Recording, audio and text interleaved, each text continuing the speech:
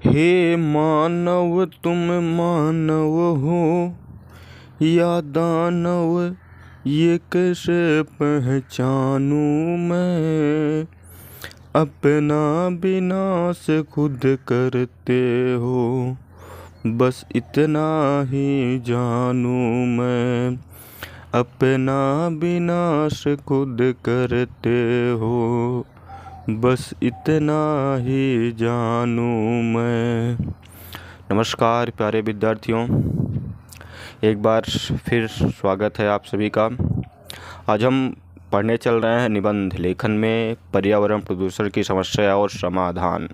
निबंध देखने चल रहे हैं जो कि बोर्ड एग्ज़ाम के लिए अत्यंत आवश्यक है। आप चाहे क्लास 9th में हो या 10 में हो या 11 या 12 किसी भी क्लास के स्टूडेंट हैं, ये वीडियो आपके लिए बहुत ही मोस्ट इम्पॉर्टेंट होने वाली है, इसलिए इस वीडियो को लास्ट तक ज़रूर देखें। आज हम समझते हुए चलेंगे कि पर्यावरण प्रदूषण की समस्या क्यों है और समाधान इसका क्या है। पढ़ेंगे नहीं बल्कि इसको हम समझते हुए चलेंगे ताकि आप लिख सकें। एक बार ये वीडियो देख लें तो आप फिर हमेशा के लिए आपके लिए कंठस्थ हो जाए। सबसे पहले हमें देखना है प्रदूषण का अर्थ। सबसे हमें हमारी हेडिंग जो होनी है, सबसे पहले क्या है प्रदूषण का अर्थ, यानी प्रदूषण किसे कहते हैं। ठीक, प्रदूषण किसे कहेंगे। स्वच्छ वातावरण में ही जीवन का विकास संभव है। अब आपको ये लगता हो जाए जैसे इस समय एनसीआर दिल्ली में आप अगर आपके आसपास पड़ोस घर से कोई व्यक्ति हो तो उससे पूछिए कि वहाँ का माहौल कैसा है। वहाँ इतना ज़्यादा धुंधला है, इतना ज़्यादा प्रदूषण है कि सांस लेना बड़ी मुश्किल की बात है। वहाँ पर बहुत ज़्यादा प्रदूषण है। तो वही कह रहे हैं स्वच्छ वातावरण में ही। और ये प्रदूषण कौन फैला रहा है? प्रकृति थोड़ी नहीं फैला दे रही, इस धरती पर रहने वाले मानव। यानी जब वही है ना कि जब धरती ख़त्म हो जाएगी तब इंसानों को समझ में आएगी कि इंसानों ने कितनी बड़ी गलती की है। प्रकृति के साथ खिलवाड़ कर रहा है इंसान। पेड़ वृक्ष एक नहीं लगा रहे हैं, काटे जा रहे हैं हजारों। वही सब चीज़ें हैं। आइए देखते हैं। स्वच्छ वातावरण में ही जीवन का विकास संभव है। यानी जीवन का विकास संभव है किसमें? स्वच्छ वातावरण में। वातावरण हमारा अगर प्रदूषित हुआ, वातावरण हमारा गंदा हुआ तो हम इंसान धरती से फिर गायब ही हो जाएंगे। जब वातावरण में कुछ हानिकारक तत्व आ जाते हैं तो वातावरण को दूषित कर देते हैं। यह गंदा वातावरण जीवधारियों के लिए अनेक प्रकार से हानिकारक होता है। इस प्रकार वातावरण दूषित हो जाने को ही दूषण कहते हैं। यानी प्रदूषण किसे कहते हैं? यानी जब वातावरण में गंदा यानी कुछ हानिकारक तत्व आ जाते हैं और उन तत्व के लिए वो तत्व क्या होते हैं, वो गंदा तत्व वातावरण को दूषित करते हैं और जीवधारियों के लिए, यानी जीवधारी का मतलब सिर्फ इंसान नहीं, पशु पक्षी इंसान यानी सभी के लिए बहुत ज़्यादा हानिकारक होते हैं। तो इस प्रकार के वातावरण के दूषित हो जाने को ही प्रदूषण कहते हैं। जनसंख्या की असाधारण वृद्धि एवं औद्योगिक प्रगति ने प्रदूषण की समस्या को जन्म दिया। प्रदूषण की समस्या को जन्म किसने दिया है? जनसंख्या की असाधारण वृद्धि, यानी जनसंख्या वृद्धि जो है वो प्रदूषण का कारण है। फिर अच्छा, आपको ये समझ नहीं आ रहा है कि जनसंख्या यानी हम इंसान प्रदूषण कारण कैसे हैं? हम इंसान जितने अधिक होंगे उतने ज़्यादा सुख सुविधा हमें चाहिए और वही सुख सुविधा क्या होगी? अंत हमारे प्रदूषण का कारण होगा। एवं औद्योगिक प्रगति, औद्योगिक यानी जो बड़े बड़े कुटीर उद्योग हैं, जो बड़े बड़े फैक्ट्रियाँ लगी हुई हैं, चाहे वो कपड़े की हों, चाहे चीनी की हों, चाहे क्या कहते हैं किसी भी चीज़ की हों, ऊन की हों।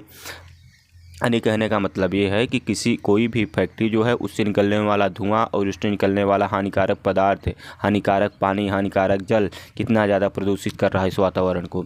तो जनसंख्या की असाधारण वृद्धि एवं औद्योगिक प्रगति ने प्रदूषण की समस्या को जन्म दिया है। औद्योगिक तथा रासायनिक कूड़े कचरे के ढेर से पृथ्वी, हवा तथा पानी प्रदूषित हो रहे हैं। रासायनिक कूड़े कचरे के ढेर से पृथ्वी, हवा तथा पानी दूषित हो रहे हैं, इसीलिए कि कूड़े को इकट्ठा ना करें, उसको कहीं ज़मीन के अंदर गाड़ दे, दफना दे या तो उसको जला दे। जलाने से भी बहुत ज़्यादा प्रदूषण होता है, इसलिए इसको ऐसा ही करें कि ज़्यादा कूड़े कचरे इधर उधर ना होने पाए। प्रदूषण के प्रकार। आज के वातावरण में प्रदूषण निम्न रूपों में दिखाई पड़ता है। आपको इसके बाद प्रदूषण के प्रकार लिखना है क्या कि आज के वातावरण में प्रदूषण निम्न रूप से दिखाई पड़ता है, जैसे वायु प्रदूषण, जल प्रदूषण, ध्वनि प्रदूषण, रासायनिक प्रदूषण। ठीक, ये आपको 4 प्रदूषण लिखने ही लिखने हैं, लाइन बाय लाइन, यानी सीरियल से आपको लिखना है। वायु प्रदूषण, जल प्रदूषण, ध्वनि प्रदूषण और रासायनिक प्रदूषण। फिर वायु प्रदूषण पे 4 लाइन लिखने हैं। अब जरूरी नहीं है कि आप पूरी की पूरी लिखें, हाँ, लेकिन ये हेडिंग पूरी आपकी होनी चाहिए प्रदूषण पर। वायु प्रदूषण किसे कहते हैं? वायुमंडल में विभिन्न प्रकार की गैस एवं गैसें एक विशेष अनुपात में उपस्थित रहती हैं। जीवधारी अपने क्रियाओं द्वारा ऑक्सीजन और कार्बन डाइऑक्साइड छोड़ते रहते हैं। हरे पौधे प्रकाश की उपस्थिति में कार्बन डाइऑक्साइड लेकर ऑक्सीजन निष्कासित करते रहते हैं। इससे वातावरण में ऑक्सीजन और कार्बन डाइऑक्साइड का संतुलन बना रहता है, किंतु मानव अपने अज्ञानवश और आवश्यकता के नाम पर इस संतुलन को नष्ट करता रहता है, जिसे वायु प्रदूषण कहते हैं। ठीक।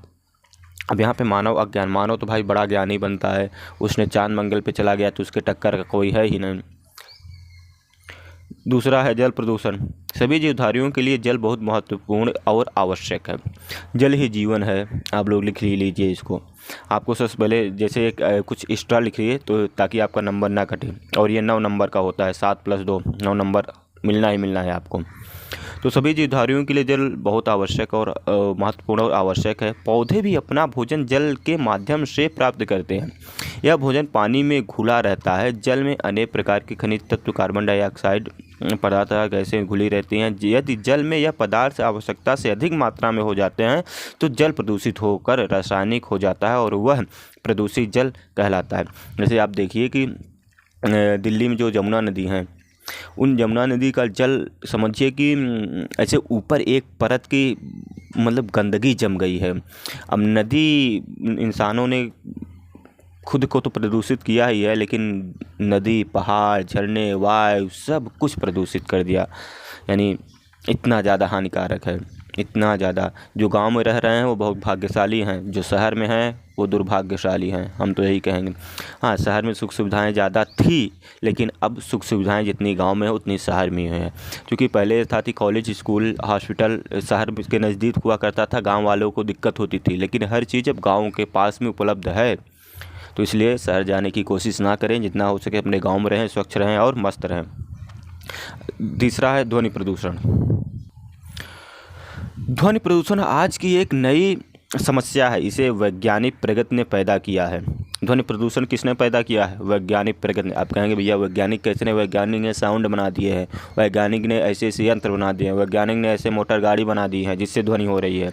वैज्ञानिकों ने ही तो बनाया है, मजदूर क्या कहते हैं, किसानों ने थोड़ी नहीं बनाया है।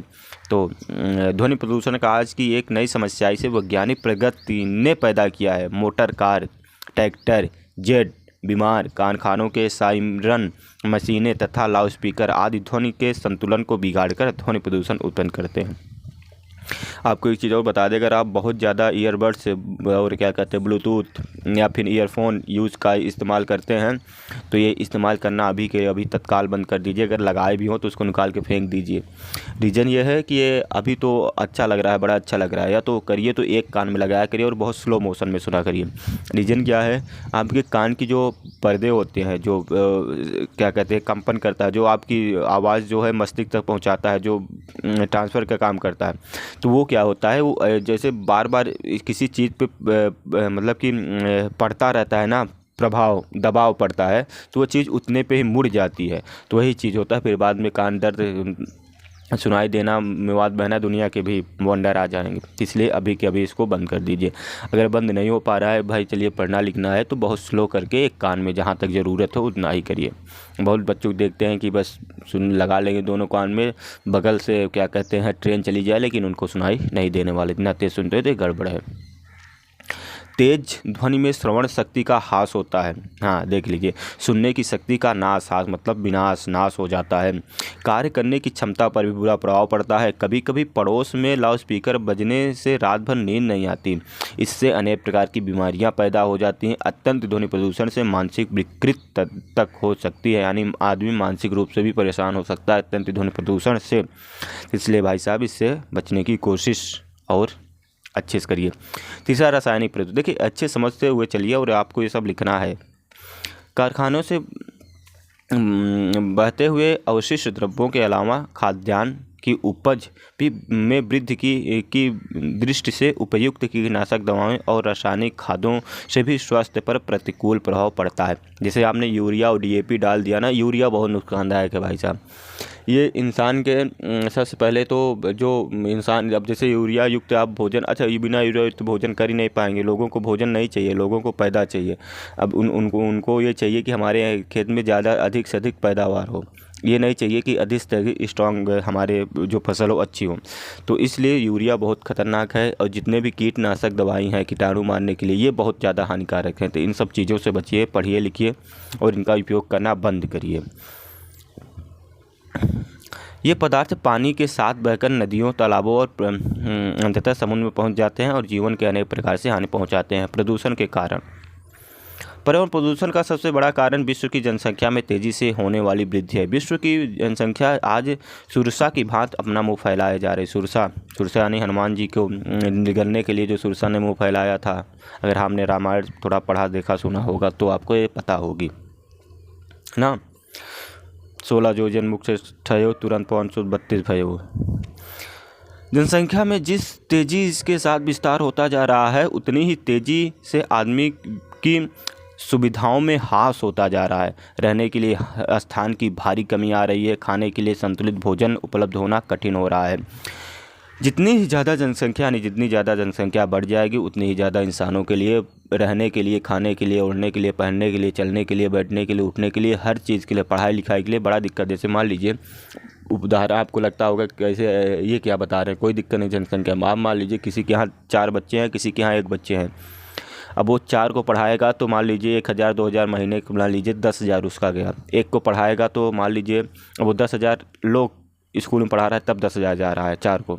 और कोई एक है जिसके पास 2 हैं, वो अच्छी स्कूल में पढ़ा दे तो 8,000 10,000 जाएंगे, तो अच्छी शिक्षा मिलेगी। तो ये चीज़ें होती हैं। इसलिए जनसंख्या बहुत बड़ा महत्व रखता है। पर्यावरण प्रदूषण का दूसरा बड़ा कारण विज्ञान है। विज्ञान तो ले डूबा है। विज्ञान विनाश भी है और विज्ञान वरदान भी है, आपने सुना ही है। तो विज्ञान का उपयोग जो है वो वरदान हमारे लिए सिद्ध होगा। विज्ञान का प्रयोग जो है, प्रयोग का मतलब ये है कि विज्ञान के साथ खिलवाड़ करना, प्रकृति के साथ खिलवाड़ करना, ये सब फिर श्राप ही है हमारे लिए। और श्राप से इंसान की क्या दशा होती है आप सब सुने जाने होंगे। तो पर्यावरण प्रदूषण का दूसरा बड़ा कारण विज्ञान है। विज्ञान के आविष्कार जहां मानव जाति के लिए वरदान सिद्ध हुए हैं, वहीं उनसे मानव का भयंकर अहित भी हुआ है। विज्ञान ने विभिन्न वस्तुओं के उत्पादन के लिए अनेक मशीनों का निर्माण किया है। इन मशीनों को चलाने के लिए ईंधन के रूप में पेट्रोल, डीजल, कोयला, लकड़ी, तेल आदि का उपयोग किया जाता है। अब विज्ञान ने मशीन न बनाई होती तो क्या कहते हैं, ये सब ना होता। जब ये ना होता, प्रदूषण, ये सब पर्यावरण प्रदूषण के कारण है, तो पर्यावरण प्रदूषित ना होता। अच्छा, ऐसी बात नहीं है कि भाई ऐसा ना होता। देखिए, जितना ज़्यादा ये कर रहे हैं उससे ज़्यादा सुविधा भी दे रहे हैं। मान लीजिए कोई बहुत ज़्यादा बीमार है, किसी को बहुत ज़्यादा जल्दी कहीं पहुंचने के लिए, तो मोटर गाड़ी, साइकिल, मोटर गाड़ी, कार और को जो कोई भी चीज़ है तो उससे इंसान जल्दी से पहुंच जाता है, कुछ फ़ायदा है। लेकिन नुकसान भी ज़्यादा है ना। इंसान आज पैदल चलना नहीं चाहता, साइकिल चलाना नहीं चाहता, तो अब क्या करें। अच्छा, इसका कारण ये है कि जेब में पैसा है, और पैसा ना भी रहे तो भी कहीं ना कहीं जुगाड़ हो ही जाना है। तो इसलिए सब चीज़ें बड़ा ज़्यादा हमारे लिए नुकसान हैं, हमारे लिए दिक्कत है। तो इसलिए इनका उपयोग करना थोड़ा कम किया जाए। कारखानों की ऊंची ऊंची चिमनियों से दिन रात निकलने वाले धुएं की अपार राशि सारे वातावरण को दूषित करती रहती है। धुएं से सारा वातावरण कालिमामय दिखाई देता है। इसके साथ ही इन कारखानों से निकलने वाला दूषित जल जहाँ भी जाकर स्वच्छ जल में मिलता है, वहाँ का जल विषाक्त हो जाता है। यानी कह रहे हैं इन कारखानों से निकलने वाले हवा और इनसे निकलने वाले जल जहाँ भी जाता है वहाँ भी दूषित कर देता है। बड़ी बड़ी नदियों में जहाँ जहाँ ऐसे कारखाने का जल मिलता है, वहाँ बड़ी दूर तक नदियों का जल विषाक्त हो जाता है, अर्थात दूषित हो जाता है। इनमें कोई जीव जंतु जीवित नहीं बच पाता। जैसे वायु प्रदूषण की वजह से तो आप समझ लीजिए छोटी छोटी पक्षी जो हैं वो अब दिखाई देना बंद कर दिए होंगे। ये तो ज़्यादातर नेटवर्क की वजह से हो रहा है। लोग मानने को तैयार नहीं हैं। काहे को माने, 5G चला रहे हैं, 4G चला रहे हैं। चलाना भी क्या है, अब ज़रूरत है, इनको चला रहे हैं, बहुत ज़्यादा है। और जो कारखाने से धुआं निकलते हैं उसके आसपास को देखिए, कोई चिड़िया पक्षी अगर चली जाए तो दिल गिर जाती, इतना ज़्यादा प्रदूषण होता है। लेकिन अब जल प्रदूषण इतना ज़्यादा हो रहा है कि जल में रहने वाले जीव नहीं बच पा रहे हैं, वो भी मर जा रहे हैं बेचारे। हर तरफ से इंसानों ने क्या कर दिया, तहस नहस कर दिया, आतंक मचा रखा, जैसे आप कह लीजिए। तो ऋषि मुनियों ने इस समस्या को गंभीरता से समझा था, इसलिए उन्होंने यज्ञ की सृष्टि की थी। यज्ञों में प्रयुक्त घी, तिल आदि के कारण वातावरण शुद्ध रहता है, लेकिन आज इन चीज़ों का प्रयोग करना कठिन। यज्ञ की कल्पना आज असंभव हो गई है। अब आपको बड़ा दुख हो रहा होगा।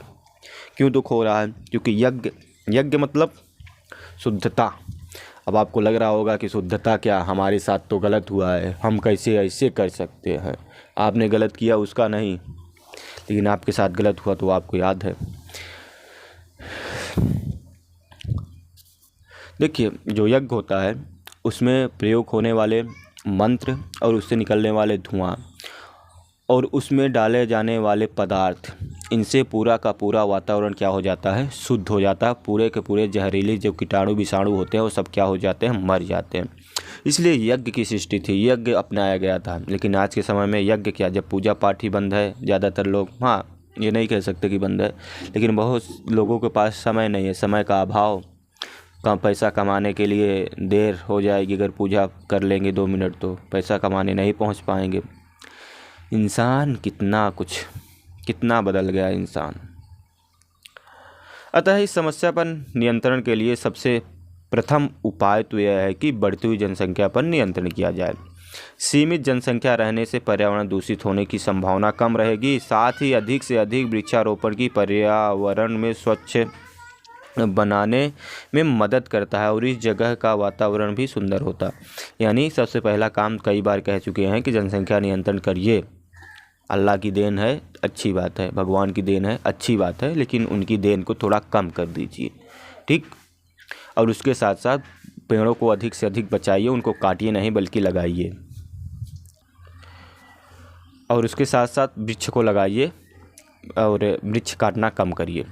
जैसे एक अच्छी उपाय आपको बताते हैं, आपका बर्थडे किस दिन को है, मान लीजिए से हमें तो नहीं पता है भाई साहब, लेकिन किसी न किसी को तो पता ही होगा आपका बर्थडे। तो आपको जैसे मान लीजिए आपका, मैं एक उदाहरण बताऊँ, किसी का बर्थडे 15 तारीख को है, किसी को 20 तारीख को है, किसी को 18 को है, किसी को 16 को है, किसी को 1 को है, किसी को 4 को है। तो जिसका बर्थडे किस तारीख को आता है वो व्यक्ति अपने बर्थडे पर उतने पेड़ लगा दे, साल भरे में, बस बात ख़त्म। जैसे किसी का 5 तारीख को आ गया तो साल भरे में वो मतलब अपने बर्थडे के दिन, चाहे जिस महीने में 5 तारीख, मतलब जिस महीने में 5 तारीख को है उस पर 5 लगा। किसी को 20 आ गया तो और खुश है, चले हम 20 लगा रहे हैं, हमारे लिए हम यानी ज़्यादा अपना योगदान कर रहे हैं इस चीज़ में, पर्यावरण बचाने के लिए। किसी का अगर 30 आ गया तो मान लीजिए हम एकदम खुश हो जाए, भाई सबसे ज़्यादा हम योगदान कर रहे हैं ना। तो इस तरह का योगदान आप लोग करते रहिए। बहुत अच्छा तरीका आपको बता दिए हम। फिर नदियों के पानी को प्रदूषण से बचाने के लिए हमें उस जल में मृत जीवों अथवा शवों को प्रभावित नहीं करना चाहिए। हाँ, मरे हुए जीव जैसे जलाने चाहिए, जलाने की परंपरा है हमारे धर्मों में, तो जलाकर फिर तो कोई दिक्कत नहीं। और उसमें क्या कहते हैं, मरे हुए जीव कोई भी ना फेंके, गाड़ दें। धुआं रोकने के लिए, धुआं ही लिखा है, हाँ, यह सुगम उपाय है कि कल कारखाने ऐसे स्थानों पर लगाए जाएं जहां जनसंख्या अधिक न हो। यानी जहां जनसंख्या अधिक न हो वहां पर आप कारखाने, उद्योग धंधे, फैक्ट्रियां लगा सकते हैं, ताकि धुआं जो है वो जंगलों की ओर जाए, मनुष्यों पर हानिकारक न डाल पाए। उपसंहार ये हेडिंग करना ना भूलें। अगर आप निबंध किस प्रकार लिखना है, निबंध लेखन की विधि जानना है तो आप वीडियो देख लीजिए, पड़ी हुई है। उपयुक्त उपायों से हम वातावरण को शुद्ध बनाए रख सकते हैं। पर्यावरण प्रदूषण की समस्या सारे विश्व में है, इससे कोई भी देश या क्षेत्र बच नहीं सकता। अतः इस समस्या को सामूहिक रूप से सुलझाने का प्रयत्न करना चाहिए। शासन द्वारा इस दिशा में जो प्रयास किए जा रहे हैं उनमें हमें भी पूरी समर्थता के साथ सहायता करनी चाहिए। अभी नहीं शासन प्रशासन आके रोक दिया पेड़ मत काटिए, लेकिन आप उठे 12 बजे रात, चल दिए 4 पेड़ काट के चले जाइए। शासन प्रदूषण रोक रहा है भैया, 9-10 बजे के बाद डीजे ना बजाइए, लेकिन आप 11-12 बजे रात तक खूब हुड़दंग मचा रहे हैं, उसमें नाच रहे हैं। तो यानी आप उनकी मदद करिए, ना कि उनके विपरीत चलिए, तब तो आपका योगदान होगा, तब तो वो सहायता कर पाएंगे। नहीं तो भाई अब वो बना के जा रहे हैं, आप आए नशा दीजिए, तो मतलब क्या मतलब निकल सकता है ना, कोई प्रयास नहीं। सब लोग साथ में सहायता मिलकर काम करें तो ज़्यादा अच्छा होगा। हम गरीब देश और प्रदेश के निवासी हैं। पर्यावरण प्रदूषण के महंगे कार्यक्रमों में पर चलना हमारे लिए सरल नहीं है। यदि इन कार्यक्रमों के उत्पादन पक्ष का समावेश कर लें तो फिर हमारे लिए वह भी सुगम हो जाएगा। इसलिए भैया पर्यावरण प्रदूषण को बचा के रखिए, अपने जितना भी हो सके उतना अच्छा काम करते रहिए, पर्यावरण को स्वच्छ और सुंदर रखिए, लोगों को जागरूक करिए, लोगों को बचाइए, बताइए। बस ऐसे ही लिख दीजिए आप, आपको नंबर मिल जाएगा। आपका नाम नंबर करने वाला नहीं है, ये आपको गारंटी के साथ लिख के दे रहा हूँ, लेकिन हाँ आप इस तरह लिखना है तभी।